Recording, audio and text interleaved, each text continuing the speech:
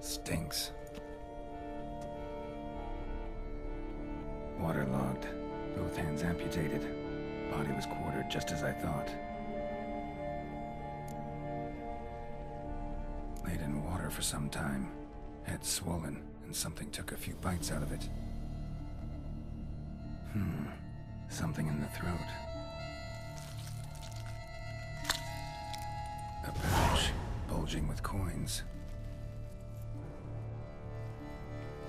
Nilfgaardian florins, from several different provinces. If the murderer did this, means we're dealing with a sentient thinking beast.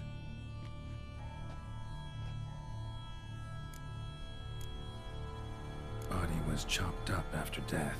Blows struck with great force, but bones sliced through, not crushed. Creature that killed him had long claws, sharp as a witcher's blade. First sank its claws into the victim's heart. No Bruxa did this. Third hand. A spare. Except it's clearly not the victim's. Guardsmen must have not noticed it as they picked everything up. How's this possible? Still warm. Blood still flowing. Several monster species can regenerate. Never heard of that happening to their severed limbs, though. Or of their limbs seeming completely alive after so much time. Examine the tissue more closely later. Might learn something.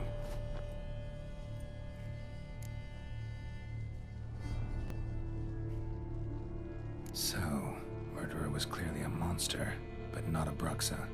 But then why'd the Bruxa come here for the severed hand? And who does the hand belong to? Why the hell's it still warm? Now, pouch shoved down the victim's throat. What's the significance? And why was he chopped up into pieces? Lots of questions, no answers so far. Need to know about the other victims. I'll ask Palmerin to get me in to see the Duchess.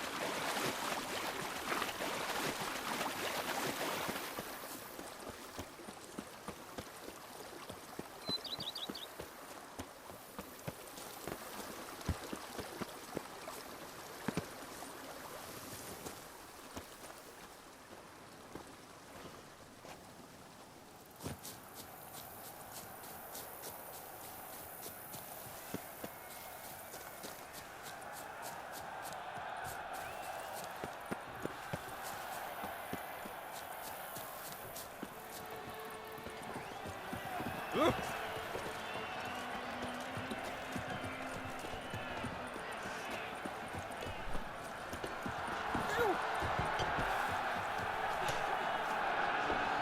is an outrage. A witcher? Actually, find the complaint. Our friends and my Giant boast.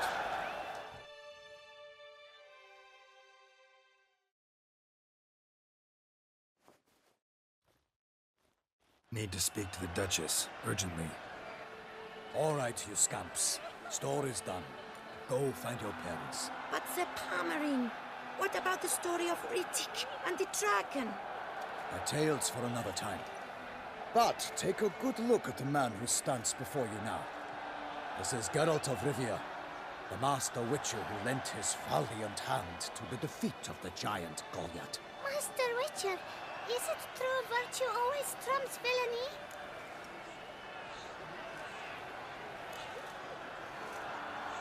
Not always. Could go either way. Sometimes virtue wins, sometimes villainy gets the upper hand. Still worth being good. But why? If it doesn't mean you'll win. Palmer story. Think back. A decent man attracts other good folk, makes friends he can count on. A rogue? Well, he can only count on other rogues. And who would you rather have for a friend? A man of virtue? I must agree. Now, that will do for questions. Go find your parents. Her Enlightened Highness has doubtless arrived at the tourney grounds to watch the battle in the arena. If we hurry, we'll be in time to speak with her before the spectacle begins. Lead the way.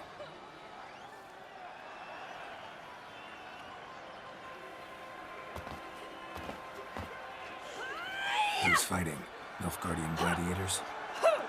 Close, but not quite. As you will soon see. Someone's gonna fight a Shaelmar? With only some bells on its tail to confuse it, slow it down? Whatever is the problem? The beast is a gift from the Emperor, no less.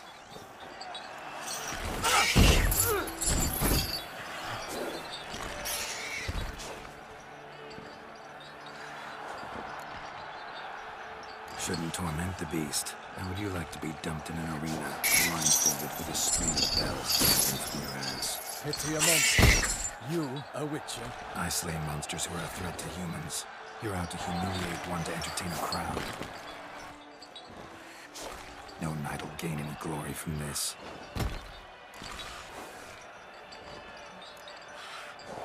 Who's going to fight the beast?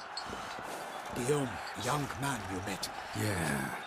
Mentioned he'd promised his heart's capture a monster trophy. Great love demands great sacrifices. Let's go.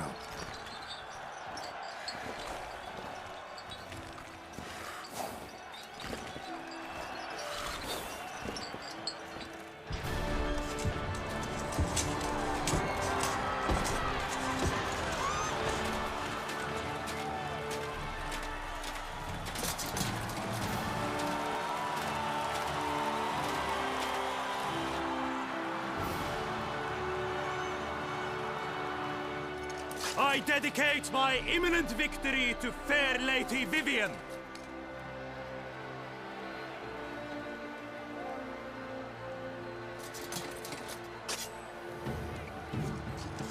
It's begun.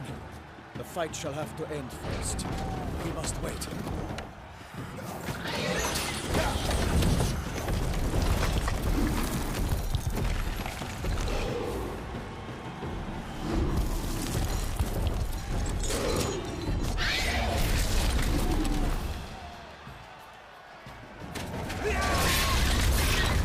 Got a bad feeling about this.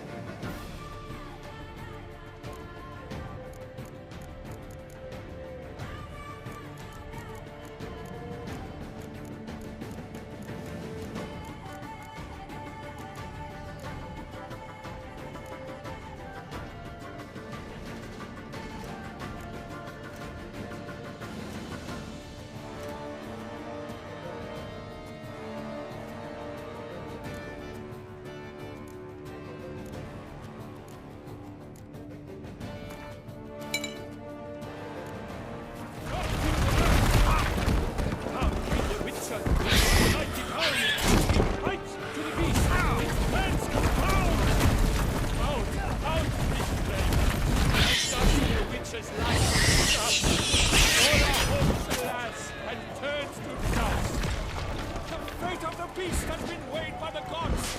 Soon the witches shall triumph over the odds. The witch are waiting for the time of truth.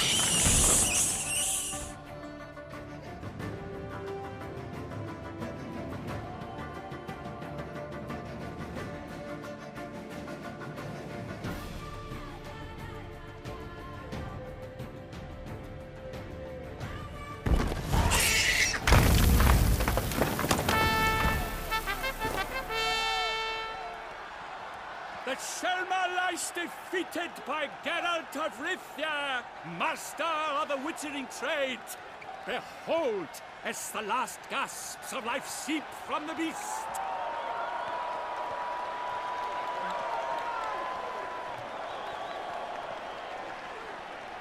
Master Geralt, do what you must. Finish the deed!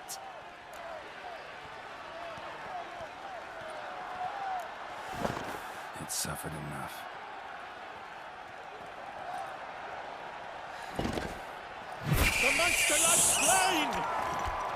The fight is done! Praised be the victors!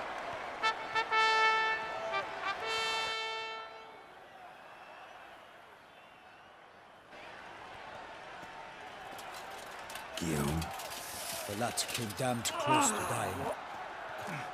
I'm fine. Not hurt at all. Vivian? Smile as befits a hero and keep silent. Speech clearly pains you. She approaches.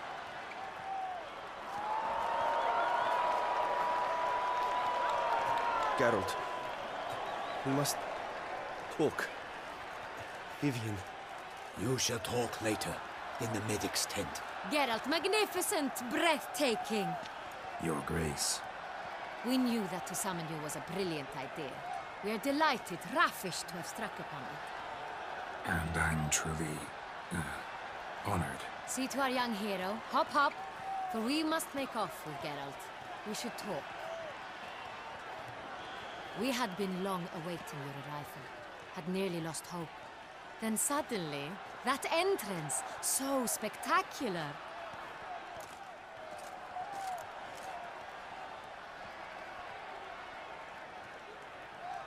Your Grace. Shaelmars are dangerous creatures, even to knights in full-plate armor. Nonsense. In Toussaint, knights have battled beasts for mere glory since time immemorial. True. Guillaume suffered a few bumps, scars, and bruises, but in return gained eternal glory as he who slew the monster. What about the crowd? Say the Shaelmar had vaulted into the stands. Would have been a massacre. Geralt, though we value your fortuitous intervention in the arena, we would remind you your services have been retained, and as shall soon become clear, you will be generously compensated for completing another task altogether. Your Grace, my contract. I'd like to discuss it. Naturally, but not here. We shall need Damien. He led the investigation pending your arrival. But wherever could he be? Come, we must find him.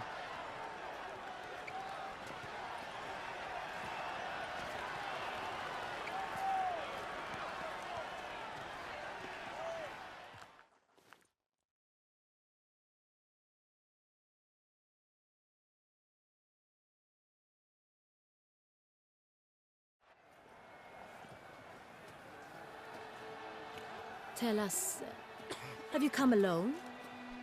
Or did Viscount Julian accompany you? Wish to see Dandelion, Your Grace? Yes. I mean, no. Yes. But solely to tell him we regret.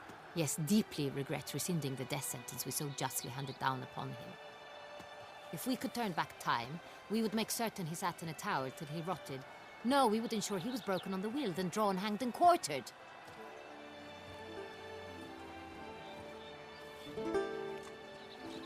Ah, the very man we would entrust with these tasks. Damien de la Tour, captain of my personal guard. Your Grace. Witcher. Greetings.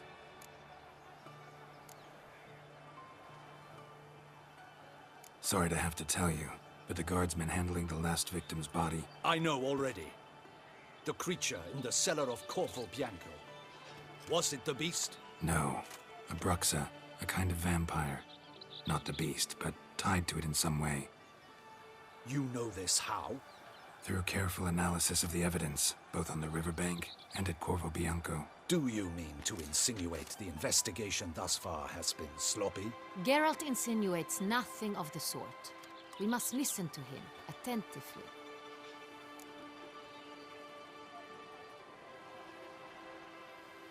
I examined the body of the beast's last victim. Might have found something, need to analyze it.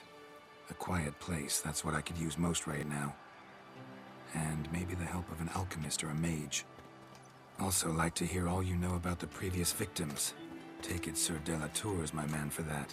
Firstly, call me Damien, please. Secondly, you should know I spoke against summoning you here. I've heard much about you. You bring trouble, or thus far have, always. And we've enough trouble as it is. Yet we are capable of defeating the beast on our own, without an outsider's help. I've no doubt about it. Damien, we settled the matter of the Witcher's employ some time past. Definitively. Since you have broached it nonetheless, let us discuss Geralt's pay. Are the legends true? Do Witchers usually demand that which you find at home, yet did not expect?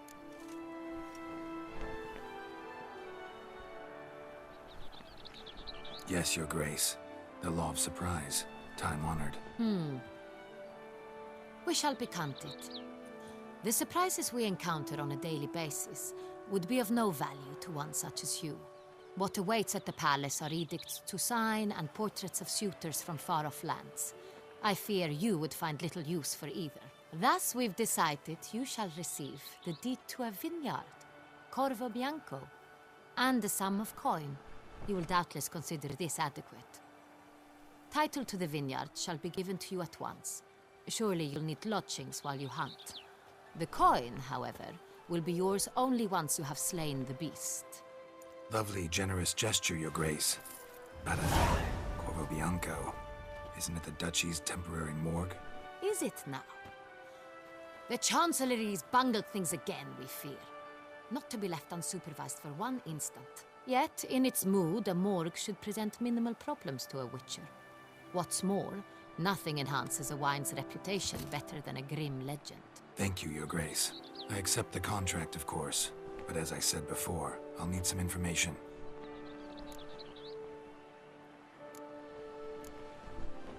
How'd it start? Who was the first victim? Crespi was the first to die. He was famed once for his many glorious tournament victories. Then he grew old, hung up his sword, and took to winemaking. Crespi was not loved by the wine merchants. He was ruthless in business and thought to cheat many a time. He asked us for a dispensation from all court ceremonies. We did not grant it. We could not. Once you've taken the oath of a knight, you remain a knight till death. How'd he die? Where'd they find the body? Quite unusual, the circumstance. He was at a feast when suddenly one of his fellow feastgoers noticed he was missing. The town watch found him an hour later. On his hands and knees, propped against the town pillory, his sword hanging from his neck. He had died of wounds inflicted with claws, not a weapon. Blows of great force. So he died suddenly, but the body was on its knees, meaning someone posed it. So it seems. Second murder. Tell me what you know. In the city there are certain nooks. No one reasonable ventures there after dark. Ramon Dulac's corpse was found in one such place. With the first murder, terror gripped the city. Its inhabitants grew wary, kept to safe areas. Consequently, news of the second victim came to us from a group of concerned cut-purses. Criminals fear the beast? Telling in a way. Take it you've excluded the possibility that Ramon died at the hands of these bandits. Do you believe me an amateur? Not hands, but claws killed Ramon Dulac. The wound was deep, clean. His body was found in the gutter, dressed in nightshirt and cap. a pillow placed under his head, and his sword replaced by a bed warmer. Ramon de Lac, a knight who but a dozen years past was an advisor to our father, the Duke. Someone went to a lot of trouble to make him look ridiculous. Maybe revenge was the motive. It's not out of the question. Dulac had shady dealings with the criminal underworld, but no one ever came forth with concrete proof of any misdoings. So, first two victims were knights, best years behind them. The same could be said of the third. Sir Delacroix was wont to claim that in modern times knights face new challenges, enterprise being the latest addition to the chivalric virtues. He made a veritable fortune in the grain trade. Palmerin even nicknamed him Sir de la Stinchi. Found a coin pouch on his body. Contained florins dating from various times, hailing from different provinces of the Empire. Delacroix loved coin, true, but had no patience for numismatics.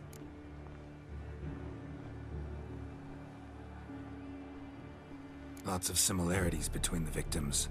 All the bodies were found in strange places under extraordinary circumstances. Seems the murderer, whoever or whatever it is, has some meaning to convey.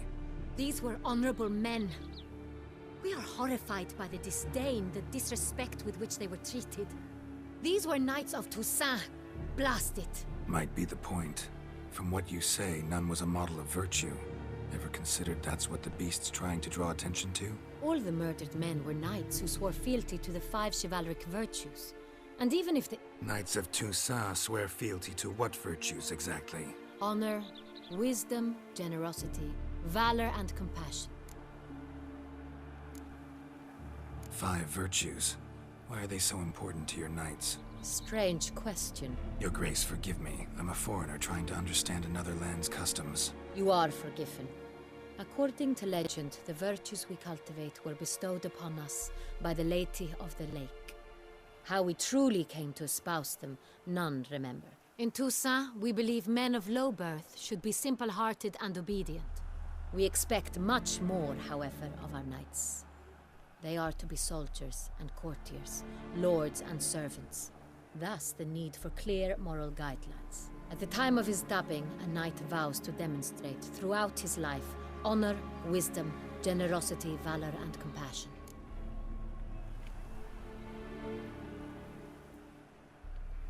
Beast seems to be pointing up moral decay, denouncing it. Victims were all humiliated. Might have been murdered to emphasize their lack of specific chivalric virtues. Honor compromised by the pillory. Wisdom by ridicule. Generosity by a coin pouch shoved down a throat.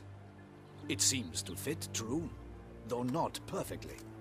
Can't discount the theory if it's on the lips of everyone in town. Say our reasoning's right.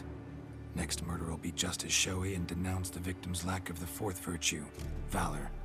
We can also assume that victim will be an elder knight. Let's think.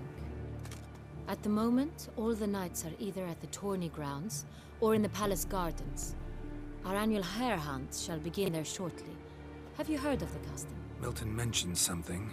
Seemed excited to prance around in a bunny costume. Not sure why. Hang on. Strange circumstances. A knight advanced in years. The famed cowardice of rabbits. Could it be that simple? Is Milton de Peyrac-Peyren the next victim? Milton also knew Delacroix. Told me so down by the river. Damien! To miss something so obvious.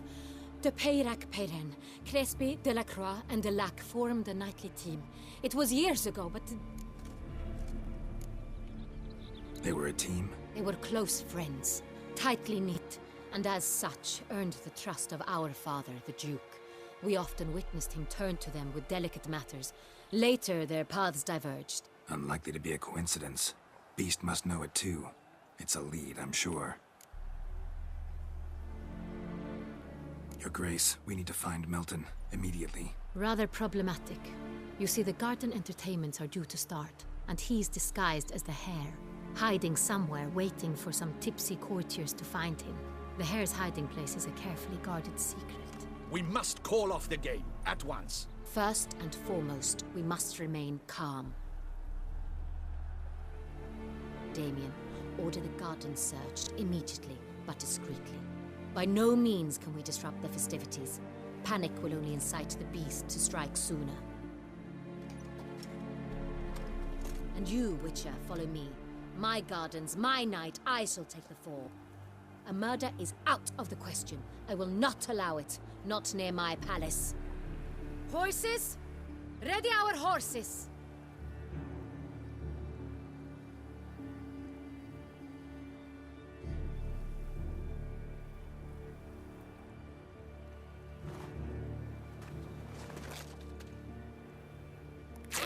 Your Grace!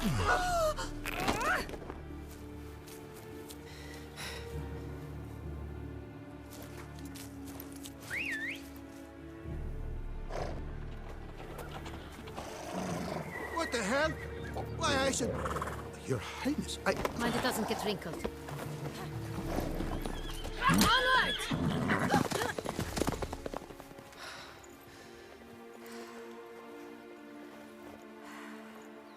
Hey! That is silk! Be careful! Give it to me!